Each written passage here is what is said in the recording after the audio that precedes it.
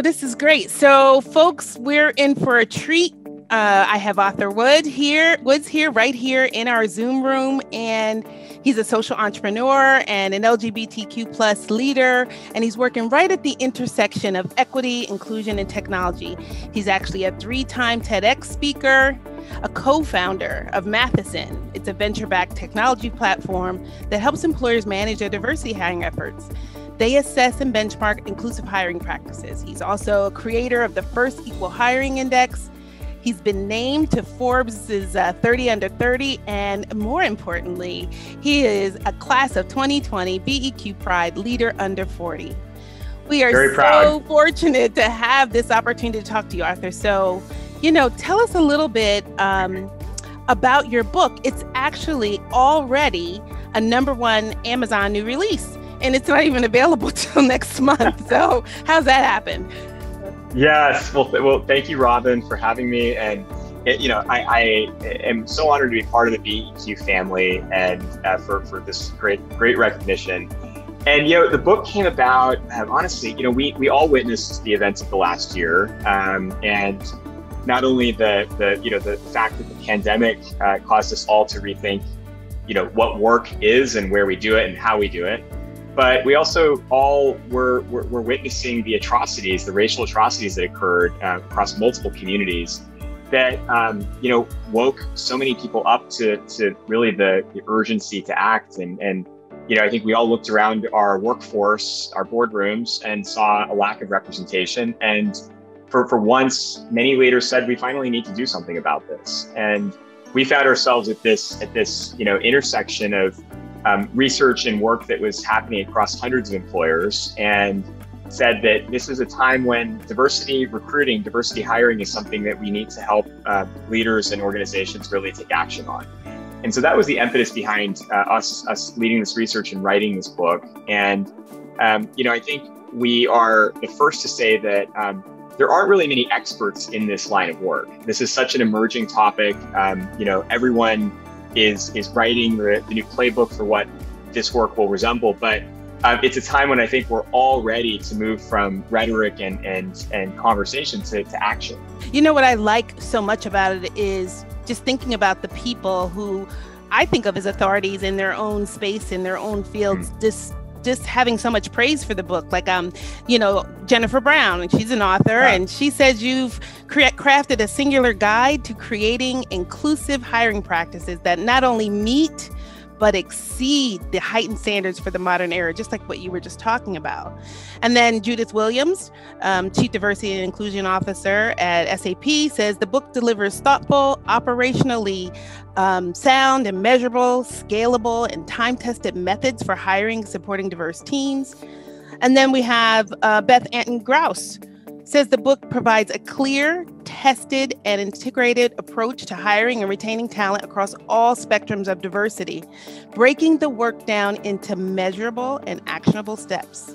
And then lastly, Margot Slattery, Global CD, Chief Diversity and Inclusion Officer at Sodexo. She says, the book is a must-read for leaders who are ready to take action on growing diversity in their organizations. It's actually a holistic strategy coupled with tangible resources to make progress on diversity and hiring. And these are credible people in the space, and they're saying very meaningful things. Not, oh, this is a nice book, oh, it looks good. It's meaty. And they're saying the key words: measurable, actionable, researched, that's what's important. So given what the situation is in terms of more than 40% of the workforce expected to leave their jobs in the next year, with and the emphasis on diversity already, leaders are left wondering how they're going to fill the gaps with their diversity hiring. And, what does the book tell us about that? Well, you're absolutely right that the changes we're expected to see in the workforce in the next year all point to the fact that more people than ever are leaving their jobs. And we know the reason that comes down to the fact that so many people had the realization in the last year they need to switch jobs, and they waited because of the pandemic. Others, saw that their work-life blend and their ability to have flexible environments matters now more than ever, and they're organizations weren't affording them that. And others also, had that wake up call that, wow, this is, life is short and I need to do something I really care about. And so all of this, has led to the fact that, more people are leaving. And, at a time when diversity has never been a bigger priority for organizations. So the kind of intersection of those two, big events is that every single hire is sort of being seen through the lens of diversity. And that really was for us the urgency. And, we're really at risk of diversity progress being undone in this new normal when, so many employers are moving to a reactive mode to just fill the gaps. That priority of diversity could actually be, in many cases, distracted from. And that's something we really want to try and avoid. So part of the impetus behind this book was to demystify the fact that you don't have to be a corporation. You don't have to have a robust diversity department and chief diversity officer. And you certainly don't have to have a huge budget to make real tangible progress on growing representation. So many of the actions that we recommend in this book are possible for the frontline manager to do, who doesn't have to have HR on board. So many are possible for the small business, who cares about representation and might only be hiring a few people in this next year.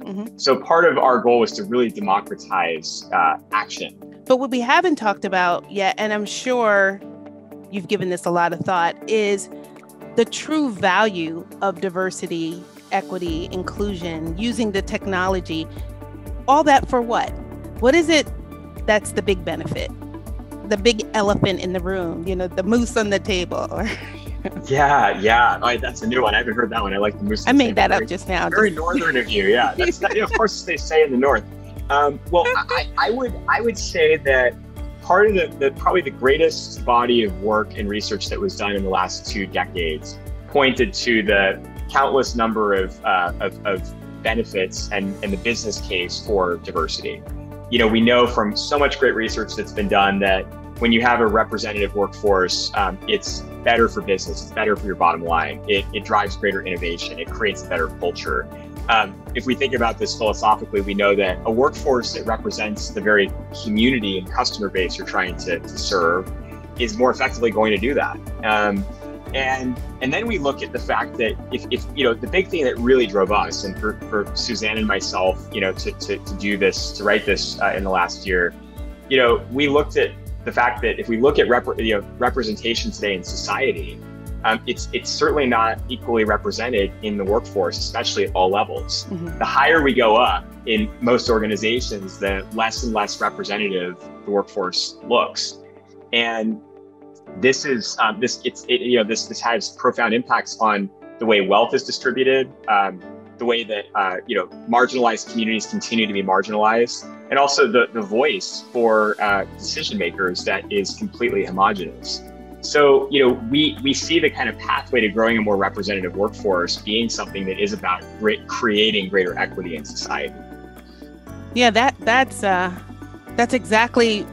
was exactly what I was going to say. No. Zero Sum, Heather McGhee's book, and it talked about the numbers of people that are on the sideline in our economy and that untapped talent, resource, all the things you're talking about, like how can we live up to the purpose and our life, liberty, and pursuit of happiness, and getting people and their talents and their ideas, into the marketplace. We're unable to do that now if we have people on the sidelines. So to me, what you're saying is exactly the case. We can't win globally. Right. We can't use our biggest asset if we don't include folks and we don't have people. Right. So that's exactly right. I'm excited about your ideas and what's going on in the book in terms of the topics. Like, I think, what does the landscape really look like for organizations trying to grow diversity, given that by 2050, the minority will be the majority in this country across the board, right? That's a demographic reality. That's right. Are we ready? Right. And then the thing is, the last year just made everything stand out, like all of the ills and all of the things you talked about that plague society because of underrepresentation and bias and all those things. we can see the impact, right? So, but 2045, 2050, whatever, in the next few years, things will shift. So that's right. What's the landscape like? How do we overcome this? How do we win? Well, it's really a great question, Robin, and I'm glad that you're going there, because we have to think long term about this work, right? Part of the challenge we noticed is that when leaders operate from a short-term way of thinking, to see this work as temporary, to also cut corners, it's really what introduces bias, and it's what creates inequity, right? And when we think about all of this work, one of the major things that we focused on in this book is that we have to get this body of work of hiring out of the bucket of purely going and finding talent. So many leaders are in this belief in their minds that their issues are just that they can't find candidates. We don't know where they are. There are no diverse candidates, quote unquote. We have to go find them. And if we source them and recruit them in, all of our problems will be set. And what became vividly clear in our work was that if we don't create cultures that set people up for success, if we don't give people the support, the mentorship, the onboarding help to actually stay and thrive in their organizations, all of our efforts will be out the door, right? And so I think in this new normal, and especially as we get into a workforce that is much more representative, at least a pool of that we're recruiting from that's much more representative, hiring isn't going to be our only issue. It's going to be, can we build cultural competency across our teams so that they're aware of many different vulnerable communities, and we can address microaggressions, and we can build accommodations to support communities. And we actually, when we bring people in, they're on a pathway to stay and advance. And that's going to be a huge thing to tackle, even if we figured out hiring. And when you think about it, if you spent all this time hiring people in special programs, and you spent so much money and resources finding them, when in reality, they're there, they obviously exist. There's something that needs to be fine-tuned about our processes and how we're going out to look for people, or engaging people normally. Or how about this, seeing people truly for who they are? Because there's been a lot of research around, I'll take Black women in particular, how they speak about their experience and what they do may not match the majority community, how they talk about their experiences. So sometimes candidates are being excluded, just because they don't say the right buzzwords, or the AI isn't picking up on how they're describing their experiences. So many different things that can be done. So you're right. We really need to think long-term, not transactional, accept that these people in diverse communities exist, and that we just have to tap into and fine-tune what we're doing so we can listen and see people and see their talents and see how to include them. That's exactly right. And you're absolutely right that a lot of our systems themselves are inequitable. We could rely on a lot of the things that we've already built. And the reason that our workforce looks the way it does is because we've been, leveraging systems and practices that themselves were inequitable. It's not as though this is all a big coincidence. It's that the systems have been working for someone, Right. And I think in many ways we have the creative opportunity to disrupt the systems we've been using and rethink them altogether, right? What are you recommending for folks in terms of using this resource and getting started on making a difference in diversity in their hiring and in their organizations? What are their first steps? What do they need to do? Well, our first step, we believe, is first and foremost to have a conversation about what we mean by diversity. Okay. We found that so many leaders, and this is why we made this the early chapter of the book. So many leaders think about diversity through a very narrow lens, and the challenges of that are one that oftentimes it's perceived that diversity is only based on what you can see, and as you know, that doesn't recognize the fact that we have intersectional diversity, that we have invisible diversity, that an individual may find themselves not even comfortable, identifying themselves in a particular community based on the way that they've historically been treated. And so, this idea that diversity really goes beyond what we can see, we really wanted to sort of articulate a holistic definition of diversity that started to break beyond this idea of a diverse hire or a non-diverse hire, instead to talk about underrepresented job seeker communities. And so in the book, we talked about the older experienced worker community, which is about to be, a quarter of the workforce, faces a tremendous amount of ageism in many sectors and needed to, yet is only, included in 9% of employers, goals and opportunity there. We talked about the population of people with disabilities, yes. Working mothers, the refugee and immigrant community. And all of a sudden, I think what we found in the work was, wow, so many leaders, even ones that felt like they were quite aware, had entire groups that were not even on their radar. Right.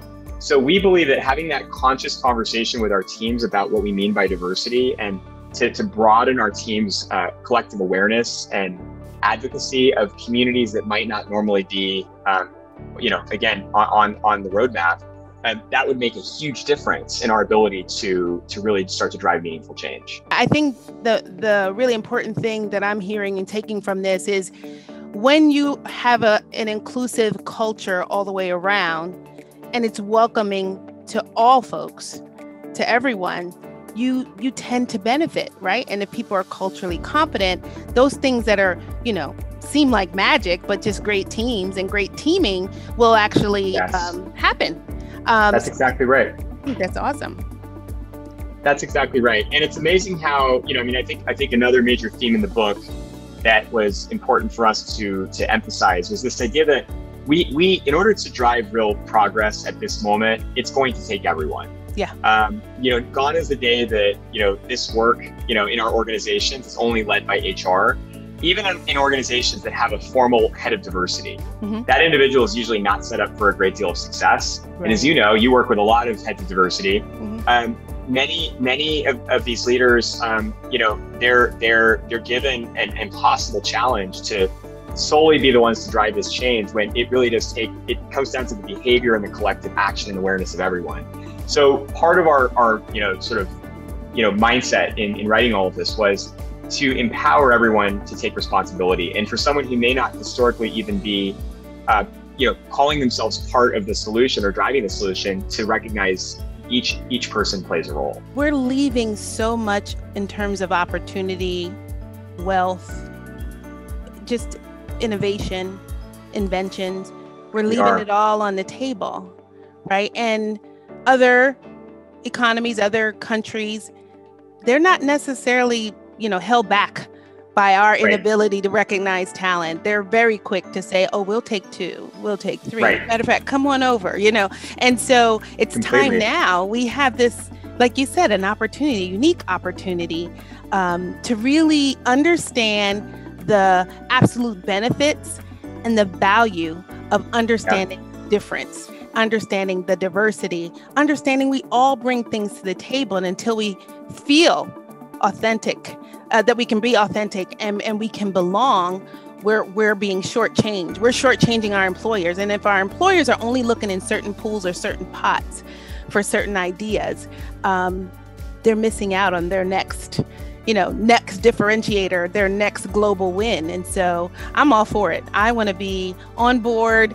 helping out, and anything I can do to help, get the word out about this book and people doing this good work, that they can actually measure. And, this would be great. I really want to understand from you, the wins and insights from the book. How are you rolling them back into your organization? What are you guys doing with the book? Oh, that's such a great question, Robin. Thank you for asking that, because we can never do this work unless we practice what we preach. And we're a small business ourselves. We're 25 going on 30 people. And I will tell you, we struggle immensely with, the speed at which we're operating, and like any, I think, small business and enterprise, with how to make sure we are thoughtful about this work from the ground up. But what I'll tell you is, a few things that we're doing. The first is we do a lot of internal cultural competency work. We have an incredible head of DEI, Nicole Johnson, who ensures that we're turning our sights inward as much as we are outward. We do a lot of just internal training so that our team can learn self-advocacy, so that we can learn really about different communities that we work with. We have a diversity council we've created of different leaders across the underrepresented communities that we work with, who not only do work with us internally, but also do work with us externally. We've been very thoughtful about employing our own practices to structure our hiring process. A great example of that is instituting structured interviews.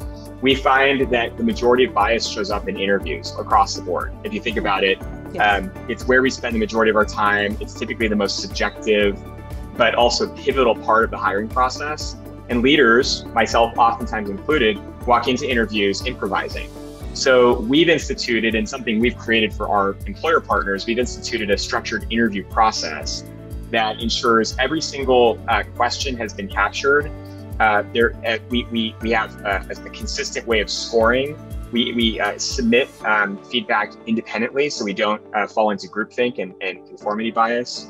And it's amazing how that process, that simple process alone, has led to much more equitable and consistent decision making. I just want to understand, in terms of the younger generations, what do you see would be a difference going forward with this work and the younger people, the new on the radar for your client partners, corporate partners? Well, Robin, I mean, you can attest to the fact that the younger generations are not the ones we should be worried about. You know, to see the extraordinary acceptance that's coming out of younger generations, to see, you know, what I've been inspired by is the gender fluidity. I grew up, as an as a closeted LGBT person in a very conservative community.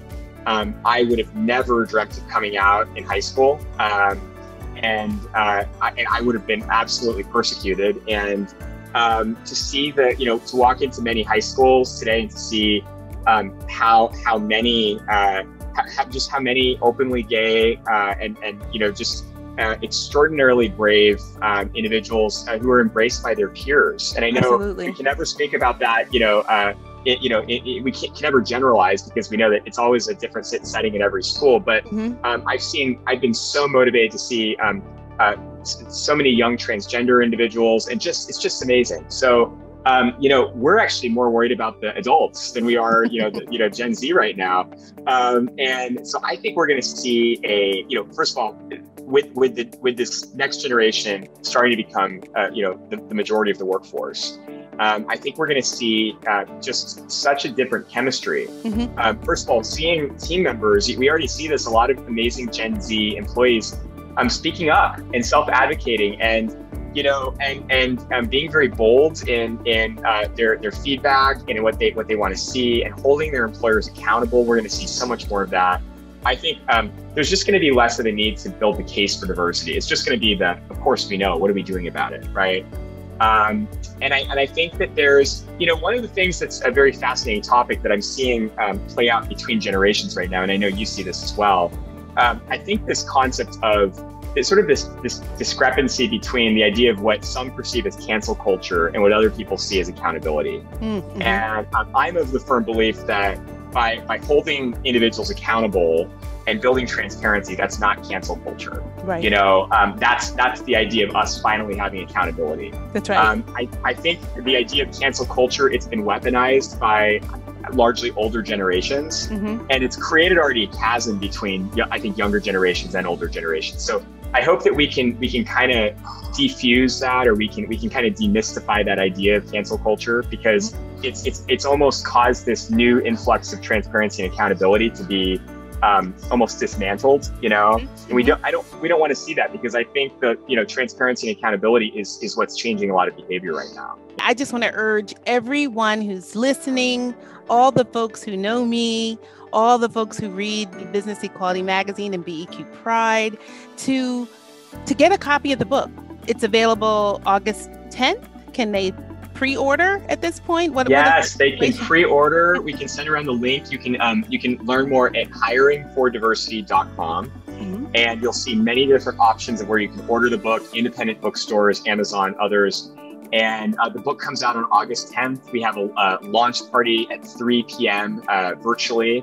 Everyone is invited. We'd love to have you there. We'll have many leaders and advocates who are a big part of bringing this to life. I want to thank you for your time. And there are so many in these younger generations that are doing this work in addition to being fantastic, laser spectrometrists or, musicians or whatever. They're doing it. It's just a matter of who they are. And so books like this, laying the groundwork, giving us a nice framework and structure for talking about this in a way that bridges across generations, right? I can speak about it, and you and even my daughter, we have a common language to sort of understand this. I think it's just so telling about a 40 under 40 from BEQ Pride to be that representative of what it means to be inclusive, what it means to have diversity and authentically people showing up as who they are and being able to put out great material like this book. So I'm looking forward to whatever comes next, the movie. But congratulations to all this success. Oh, thank you. Fabulous. Yes, thank you, Robin. And again, it's an honor to be part of the BEQ community. And thank you for all your work. You and the BEQ team are building this kind of advocacy and transparency on a daily basis. So thank you for what you do. Yeah, thanks. This has been fun. So we'll meet again soon. Thank you, Robin.